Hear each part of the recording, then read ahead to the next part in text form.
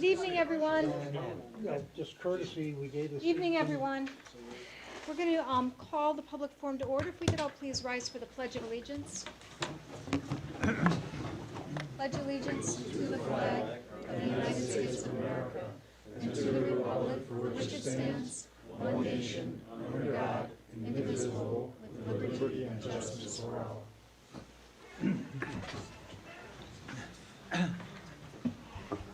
On behalf of the ARPA Ad Hoc Committee, I would like to thank everyone very much for showing up tonight and giving this evening to be here.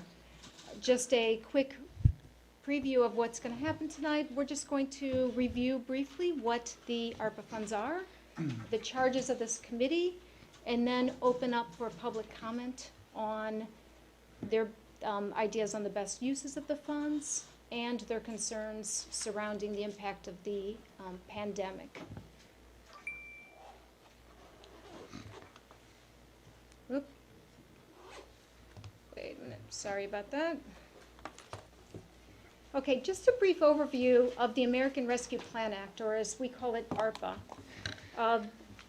This is federal funding to the tune of $65 billion that is directed to states and municipalities for recovery from the COVID-19 pandemic and its effects. Brookfield's share of the ARPA funds will be $5,023,169.20. This is going to be received in two tranches. We have already actually received the first half of the funding, and the second half will be received next year. Funds must be obligated or committed by December 31st, 2024, and they must be spent by December 31st, 2026. These funds must also be used for the purposes set forth in the Department of Treasury's interim final rule, which is a 151-page document that specifies as the allowable uses, encouraged uses, and prohibited uses of the funds. No, I have it the other way. The ARPA Ad Hoc Committee was established at the Board of Selectmen's June meeting to make recommendations to the selectmen how to best use the ARPA funds. The charge that was set forth by the Board of Selectmen was to promulgate possible proposals as well as take input from residents on how to best use the federal funds in addressing the long-term effects of the pandemic. At that June meeting, the Board of Selectmen asked for volunteers, and they voted on the membership listing at their August meeting. They also made recommendations at that time that all recommendations should be presented at the February 7th, 2022 Board of Selectmen meeting. The ARPA Ad Hoc Committee consists of members of the Board of Finance, Board of Education, Municipal Building Committee, Parks and Recreation Committee, the Economic Development Commission, and community members at large. What the committee has been doing since August, we met to review the 151-page interim final rule and all the supporting documents. We identified and clarified our objectives and criterion guidelines. We put forth a survey to the public to garner the public's perception and input. We created an evaluation tool to evaluate all the proposals. Board of Selectmen sent out a request to all of the departments within the town, as well as organizations, to submit proposals onto how their specific departments could best use the funding. Since then, we have been going through these proposals, which are now over 20, using the evaluation tool. We will have them all done and prioritized for the Board of Selectmen's February meeting. So as far as the ARPA fund allowable uses that are set forth, really it falls under three categories. The funds can cover costs associated with responding to the negative impacts of the COVID pandemic, providing government services to the extent of revenue loss, and making needed investments in water, sewer, or broadband infrastructure. So if we look at each of these categories,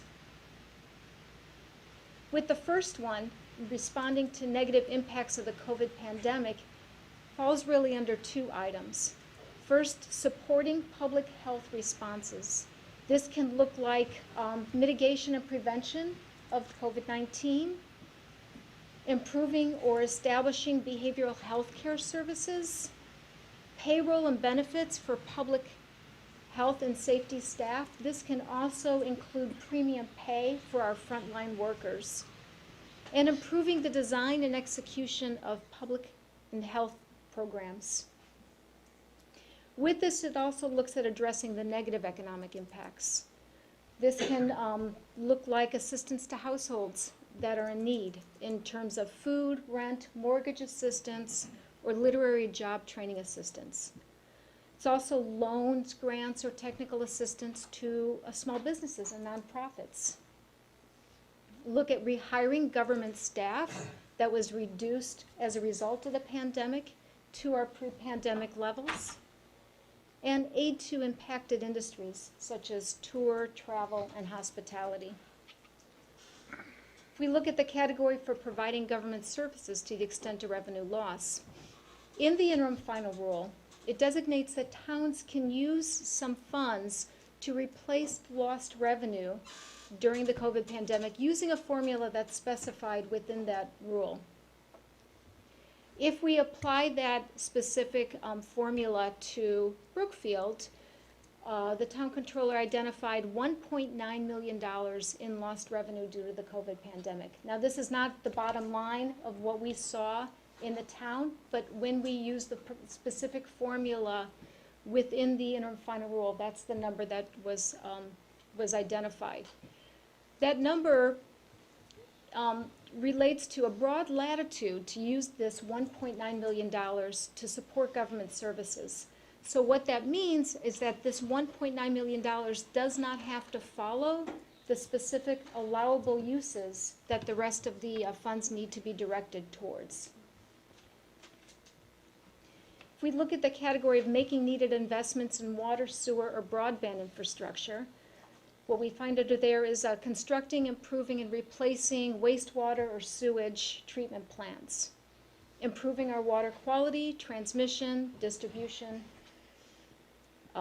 Climate change and resilience also falls under there, as well as lead service line replacement and broadband infrastructure. This would be to provide service to unserved and underserved households.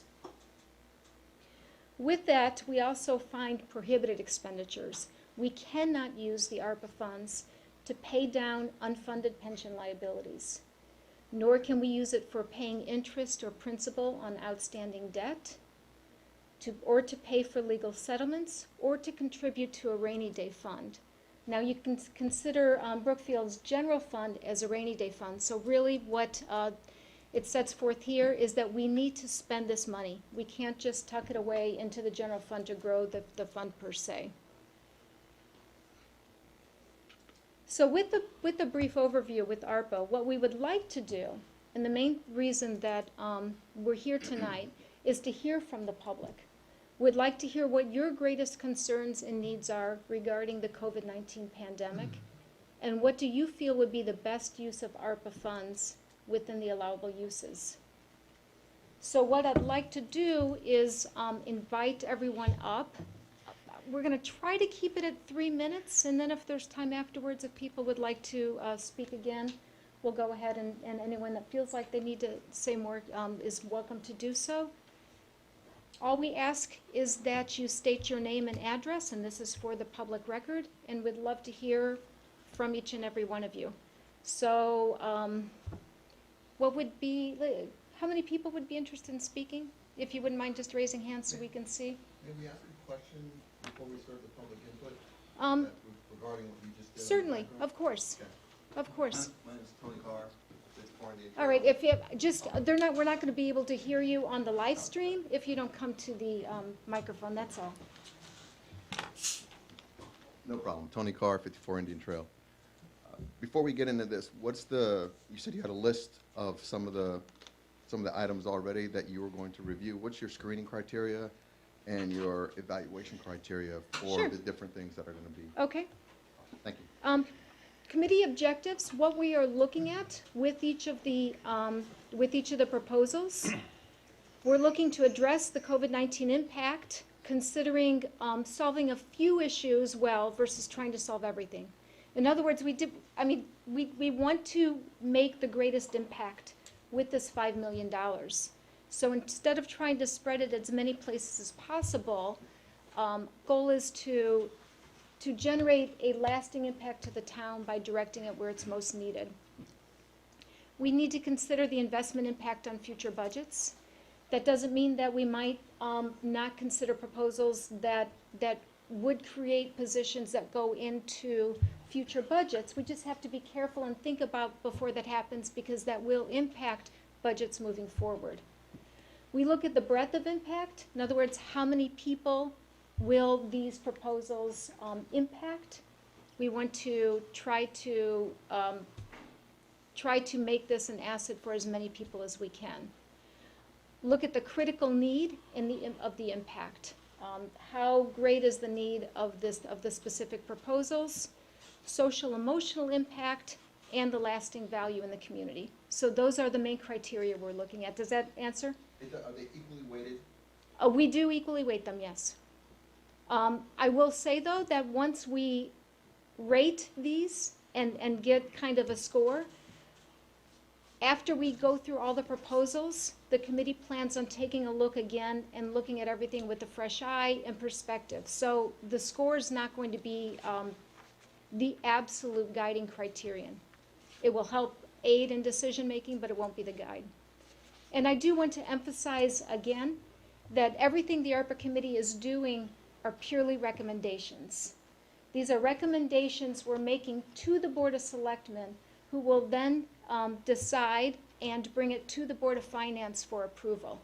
So we hope that the recommendations carry weight, but that they are simply that. Thank you, that was a good question. Yes? Can I ask a question quick? If, Okay. sorry, just everyone that's listening, live streaming is Sure. not gonna hear Austin you. Montero, 17 Dairy Farm. I know we did a survey that went out, and this is a community decision. Are we having any of those feedback coming back today to us, so we can see where people stand? To the survey? Yeah, that went out. The I survey know a is- lot of people replied to that. Right, And, we've had almost 250 Right, responses to that right. yet. Last time I checked this evening, it was 248. awesome. That is. Yeah. We're gonna keep it open through the rest of the weekend, so I didn't want to present the results until then. But Okay. if you put your email down, we're going to put an overview of the survey to those who did give their email Right. for periodic updates. I can tell you, as of now, just on the first question, as far as your top 3 priorities, transportation and infrastructure was first, followed very closely behind by public safety, and then public health, and then economic and work development was 4th. Great. So that was the ranking as of now on the top priorities for ARPA fund direction. Good to know. Yeah, I saw that. I Yep. had a quick question before we get into Yeah, public comment. absolutely. Thank you. Okay. Anything else? So if we would mind just kind of taking turns, making your way to the front, I'm going to time for 3 minutes, just so we can keep 3 minutes, and please would love to hear from you then, just based on these 2 factors. So happy to welcome anyone up to the mic. Hi, good evening. I'm Keith Wolf, 33 Sunset Hill Road. I've been a resident in Brookfield for over 30 years. There's different uses for this money. I wanted to get this committee's feedback regarding expansion or creation of a new library in town. That fits into the infrastructure criteria that you said that was number 1, I believe, in the survey. But has there been any discussion about it? I think that our library is woefully lacking right now in terms of the amount of space, given our town is over 17,000 people. I think it's a really critical need for children, adults, seniors. And it's not just to getting books, it's for community activities. It could be a hub for our town. We don't, I know we're developing the Four Corners area, but I think it would be a great need for it, so I'd love the committee's input on that. Thanks. Thank you.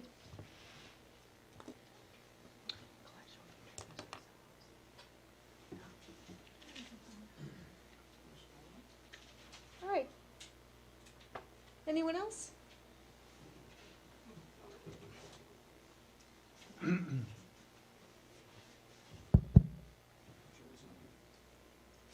How you doing? Michael Del Valle. I'm a member of the Water Pollution Control Authority as well as the Planning Commission. I want to speak about the Brookfield Market sewer system. Brookfield Market, their area, that's been a big problem for over 25 years. As per the federal government requirements, infrastructure such as sewers, water, and broadband qualify for the ARPA funds. Water and broadband are both private companies. Only the sewers are provided by the municipality. ARPA funding is the best option to provide sewers in this area, a historic district with a historic sewer problem, like I said, for over 25 years. Traditionally, I guess if there was no funds available from ARPA, the taxpayers would be paying for it anyway. Being steps away from the Four Corners and the Town Center District, you want people to visit the area and be able to enjoy the craft center and the market and everything there, but you want to also be able to use a toilet there, which people can't now because they're actually backing up. The engineering cost, estimates, and diagrams of the system have all been completed, and I think they've given them to you and the town and the first selectman. It's actually a shovel-ready job, shovel-ready. This is also an environmental health and safety issue that serves the 9 properties that are there. The Brookfield Department of Health and the town sanitarium have already strongly recommended sewering this area due to the fact that the soil can't accept any repairs. They can't repair it. They can't do any septic systems there because of the high rock content, the ledge and everything like that won't support any septic systems. So the WPCA is requesting like $800,000 to help fund this project, which is, like I said, been going on for decades. Thank you. Thank you.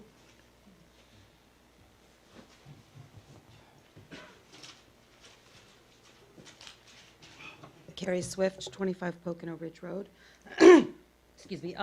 I'd like to use some of the money to move our town buildings to a more sustainable energy, and I am a new member of the Energy Commission. You know, geothermal, solar, something we've been talking about for a long time, but just haven't seemed to be able to get a start on. And I also, along those lines, would encourage you to do something to make it a more walkable community. I mean, we've seen, for years we talked about having that bike path, and everybody was like, oh, it's a little bike path for kids. Well, now it's exploded. Everybody walks it, people come from other towns, but it's short and small. And I would really, the Four Corners, how we're doing the sidewalks, that's wonderful, but what about our neighborhoods that are already here? You know, we have, and maybe we can work with the state too. We have 133, we have Federal Road, 25. I live right off 25. I can't walk. Like, I'd love to be able to walk up to Happy Landings, or even, you know, you take your life in your hands. And if we had a more walkable community, I think that's something, you know, we were all stuck in our homes. And one of the things I did notice, because I have a dog, my daughter's dog, that I have to walk every day, my neighborhood was really vibrant. Kids were home, they were outside playing, people were walking, and now it's just me and the dog. So, a few people, but not many. But if we facilitated that and had more of a walkable community, we would have, I think, a much healthier, happier community, and more of a community, not just a town. So I have one more thought too, that we really need to, water systems. And we do talk about like the sewer, the water, but most of our water systems in Brookfield are our private wells. And we have a huge issue with uranium contamination in the wells, and this is a natural contaminant, but it's deadly. And unless, like my house, if Dr. Groff, you know, many of you know here, had not done his wonderful program of going around and testing people's homes, I wouldn't know. My house is safe, but I would never have known when I bought my home. And testing is not still required. So maybe your mortgage company or your bank may require it, but a lot of homes are transferred to children, or are just lived in, we've been here over 30 years. We would not have tested unless Dr. Groff had come over to my house and taken a sample. There's also a lot of private businesses. It's not required. We asked for testing to be done in our schools a number of years ago. It's not required for our schools even, and it was done in the schools, but it's not required. So schools, businesses. So my thought is using some, and I did read where the money can be used for awareness. And so we have an awareness campaign of this problem. And there may still be homes with lead pipes, too. Talk about something that's deadly, that lowers children's and people's IQs and can even be passed on through generations. So my thought is we have an awareness campaign for water testing and maybe use some of this money as seed money for low cost or, no interest loans, or even for some people grants. Because seniors that are retired, but not just seniors, people with children, budgets are tight. And it didn't help with COVID, so that we use some of this money maybe as a seed so people can get a water treatment system. Yeah, I'm almost done. Because you need, you can't just buy bottled water. Number one, that's not good for the environment, buying bottled water. Number two, you shower, you inhale the steam. So that's my thought, we could help people out. Thank you. Thank you, Carrie. Sorry for the alarm. No, I didn't mean for that to happen.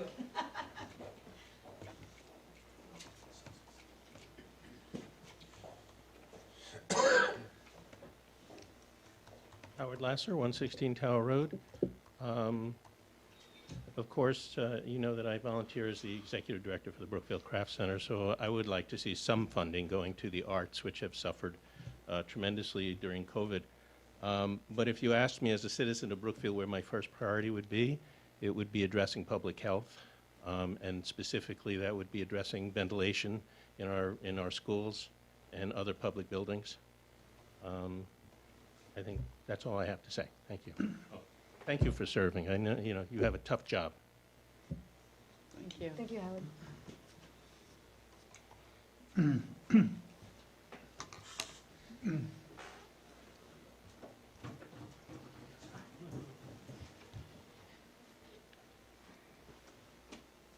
Hi, Joe Atenito. I actually don't live in Brookfield. I own a business, JJ Stacks at 537 Federal Road.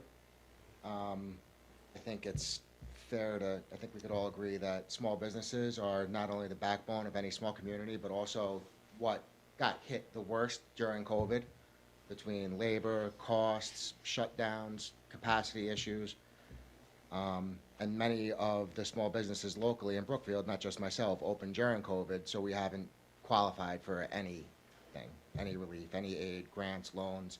We've basically just been left out to dry. And yeah, we opened during this, but as I was saying to Austin earlier, a year and a half ago when we opened, it wasn't nearly as bad as it is now. Costs have skyrocketed in the last 6 months. So we took a chance and have been getting crushed in the last couple of months, making it really hard to operate. And I know I speak for a lot of other local small businesses because I have these conversations with them. So I'd love to see some of this, loans, grants, something reasonable, some sort of help.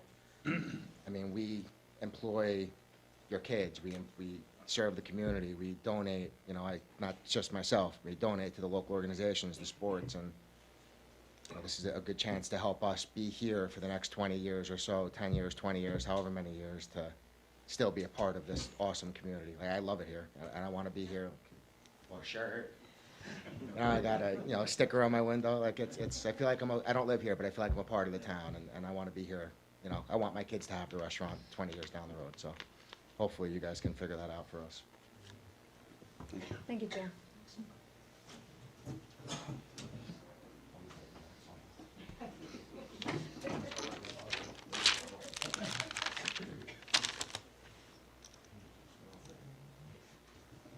Hi, good evening. My name is Joseph Sensen. I'm at 9 Granite Drive. We just moved here a few years ago, and I'd like to address a few issues regarding safety, two of which were previously mentioned, but I'd like to just put my twist on it. Walking. There should be some kind of, not mandate, I don't want to use the word mandate, but there should be some kind of regulation where walking. Of course, everyone loves a walk, but you just can't walk on certain streets. And the same thing I would add in bicycling. I mean, there are a number of incidents where I know people have been hit, and there was a fatality, I think a year ago or 2 years ago on Candlewood Lake Road. where a bicyclist was taken down.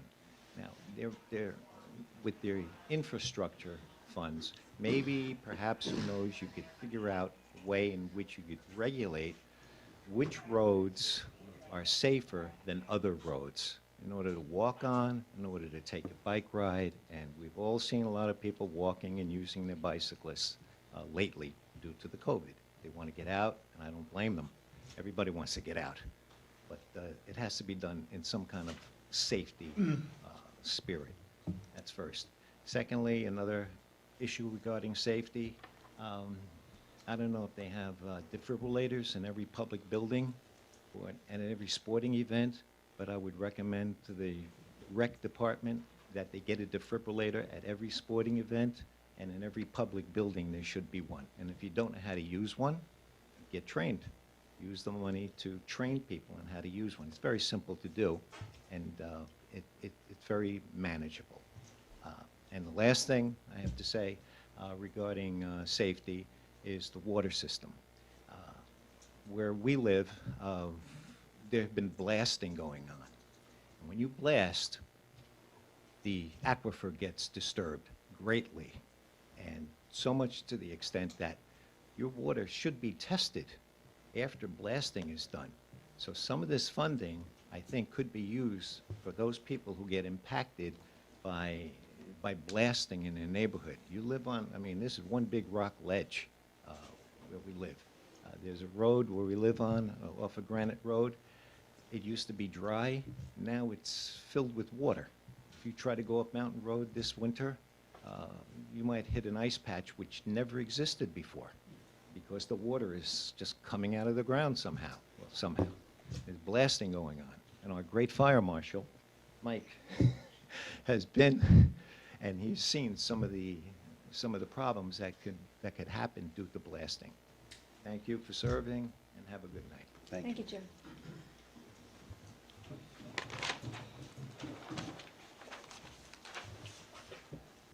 Hi, I'm Andy Ellis. I'm the one of the fire chiefs in town here. I got to talk quick because we have a fire call and we're gonna have to go in a minute. So,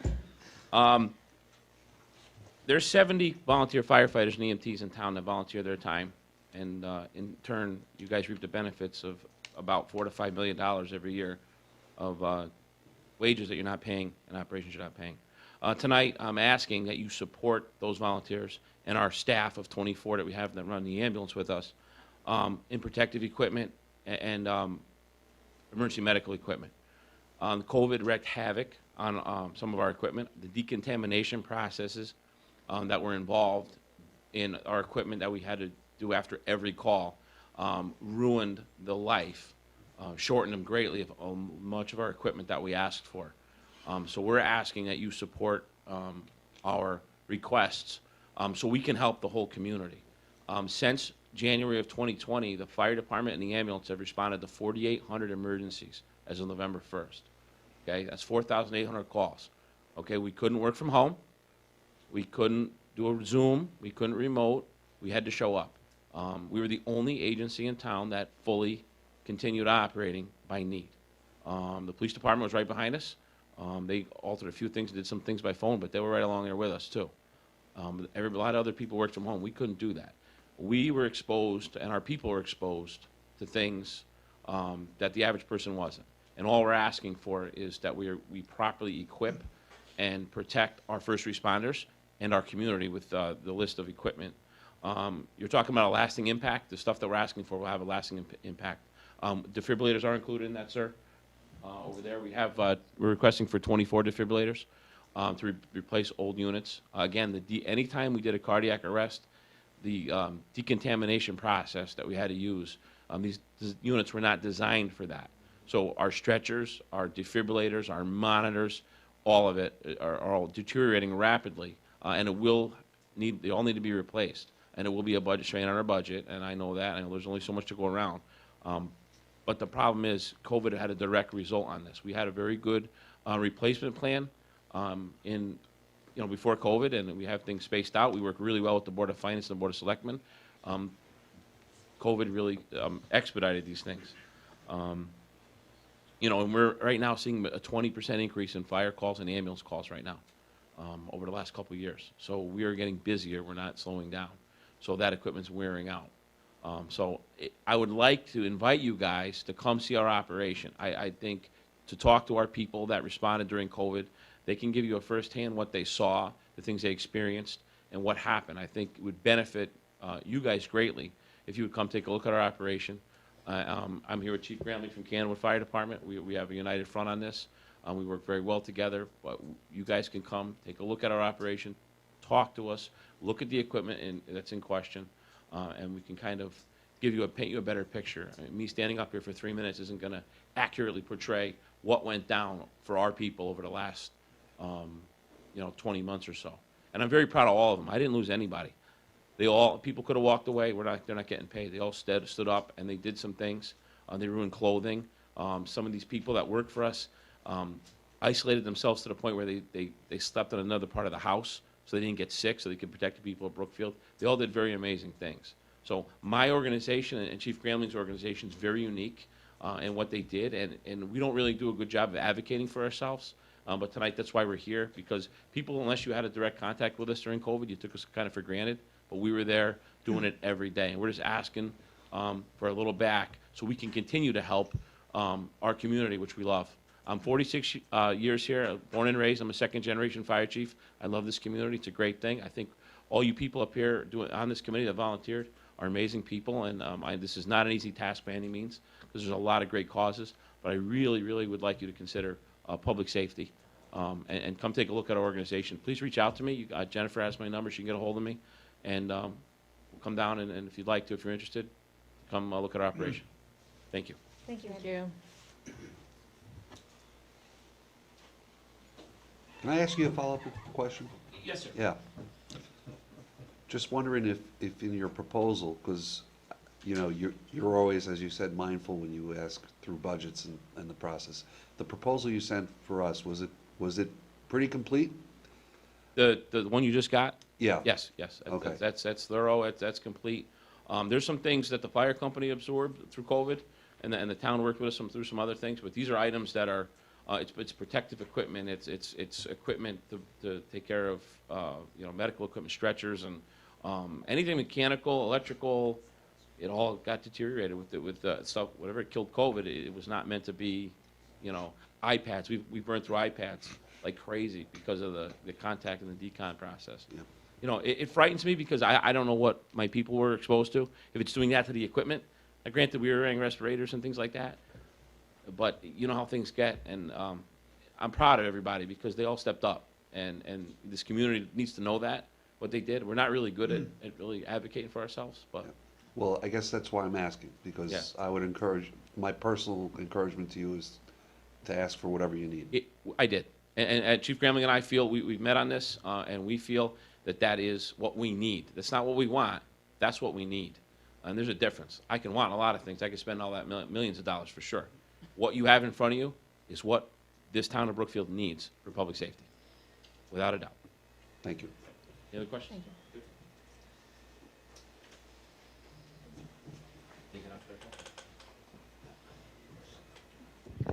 Hi, Irene Correa, 45 West Wisconsin Road. I'm here to discuss an item under the public safety portion of the ARPA funds. I would like to see a safety reporting system, especially for our schools.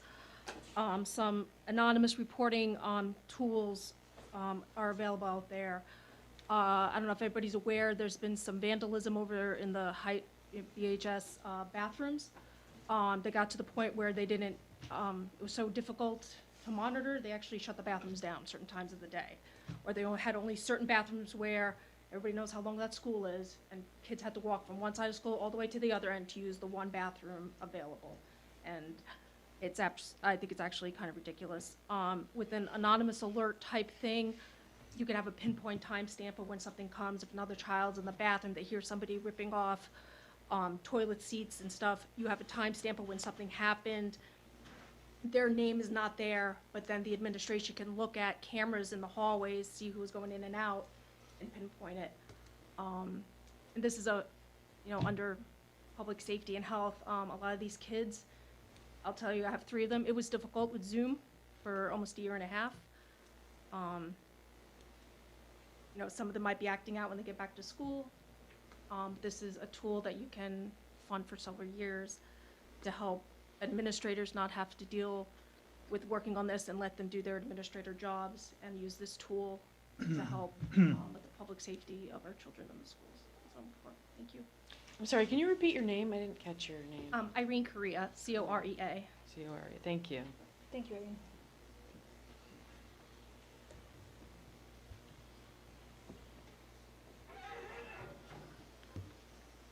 Anyone else?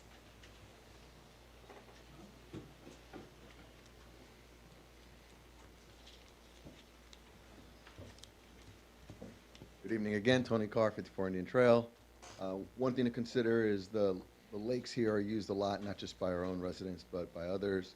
And if there's a way to put perhaps, and as you know, during COVID, everyone got in a boat and went all over the lake, and the result of that is trash, pollution, just all kinds of hazards to children and adults with broken glass in a lot of the areas, especially the islands. So I know we share this lake with other communities, but if there's a way to put aside some money to assist with organizations that want to do lake cleanup, it gives them at least some incentive to do that.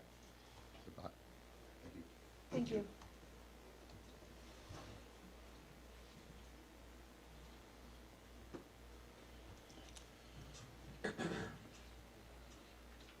Is there anyone else?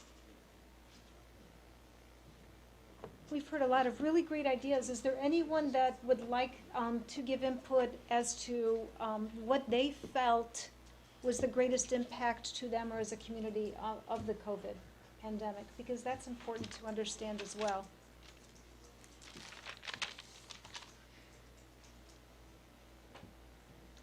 No, is there anyone that spoke that would like to speak again or speak for a greater amount of time? Any other questions that anyone has of the committee? Okay. Thank you all very much for coming on behalf of... Chair? Yes, I'd like to comment on several of the comments that were made, if I might. certainly. And I'll do this in order that you people were speaking. I'm sorry? Can you say your name? I'm sorry, Frank Farrell. There was a point made on the need for an expanded library in the town of Brookfield. I served on the Center School Ad Hoc Committee, which was a year-long look at uses for that particular facility once it's no longer needed as a school building per se. And as I said, this was a year-long study, and I can tell you that the upshot of that was a recommendation, a very strong recommendation, that the town consider reconfiguring that facility as a new library. There would be extra space available. That building, if I remember correctly, is about 56,000 square feet. Danvers, or the town of Brookfield, should have a library, to your point, of about 40,000 square feet, according to standards set by the American Library Association, given our population and our usage statistics. You may know that the current facility is about 9,000 square feet. So that's something I think well worth considering. Walking, I'm a walker. I walk 6 days a week, sometimes 7 days a week. I'm fortunate that I have right in back of my house the Burr Farm walking property. And I would make that point that Brookfield is very blessed with a lot of open land, and it's marvelous for walking, in addition to the greenway. But I have a routine where I rotate my walking routes through the week. And I oftentimes wind up walking on open roads. And I can't tell you how careful I have to be and how careful I wish other drivers would be. But I'd recommend the walking in the green spaces. They're wonderful, wonderful. ventilation of schools, a critical need. There are school buildings within our system that basically the air system is unsafe, both for children and for our staff, teachers and staff. So that's something I think we should very much look at. Small businesses, amen to your comments. Your ability to react to the COVID impact on your business is very, very limited. And you do provide an incredibly important service to the community. The fire department, I have to tell you that I have a granddaughter who's a fourth-generation volunteer firefighter, son or daughter to my son-in-law, who's a third-generation firefighter. And I happen to live with my son-in-law and daughter. And luckily, my bedroom was far enough away from his bedroom that I don't hear his alarm going off. But I can't tell you how many times he'll tell me the next day that he had a call at 2 o'clock in the morning or 4 o'clock in the morning or whatever. These are highly dedicated people, and as the argument was made so well, they're volunteers. My granddaughter technically is not a resident of Brookfield. She lives in New Milford. She has 3 sons. She has her own business. When she's on call, she comes and stays at our house in Brookfield. And that's a huge sacrifice. She has to provide someone to babysit her 3 kids and take care of her dogs. And she has to show up for work in her business. And she might have been out on a call for 3 or 4 hours the night before. The other part of that, too, with the fire department is you're not talking about something that's nice to do. You're talking about literally a life-saving incident. I can tell you that I've ridden in one of those ambulances. I can tell you that my daughter has ridden in one of those ambulances. Thank God neither situation was life-threatening, but they were there and got us both to the hospital lickety-split. Lastly, if I could read my own writing, yep, that's it. Those are my comments. Thank you, Chair. Yep, thank you, Frank. With that, though, I do want to clarify to everyone that no decisions have been made on anything yet. We are still carefully going through proposals. Afterwards, we're going to be taking a look at all of them. Okay. I have a question on that, actually. Certainly.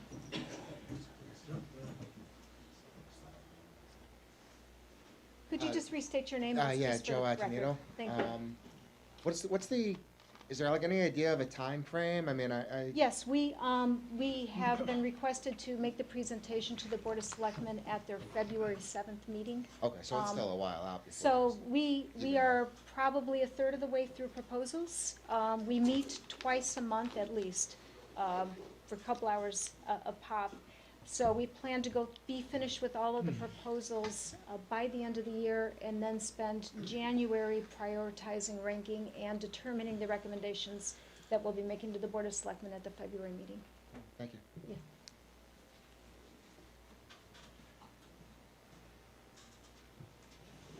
I just have a question. Because I think on one of the things you If you said, could just, one more time, sorry. Howard Lasser, 116 Thank you. Tower Road. In hearing some of the issues here, I have a kind of a wild thought. But the timeline said that you had to actually commit the funds by, December 2024, and it had to be spent. But it also said you could use it for loans. So how does that fit in? Or is that a question that you'd need to research? I had the same question when we were going over that. Because I'm wondering if part of the funds couldn't be used to, this is something I had thought of years and years ago when I was in the Board of Finance many years ago, is there a way to set up a revolving fund to support local small businesses? That would have to be something that'd have to be researched, Yeah, actually. so just a thought. In the term of loans. Thank you, though. That's a good question to move forward.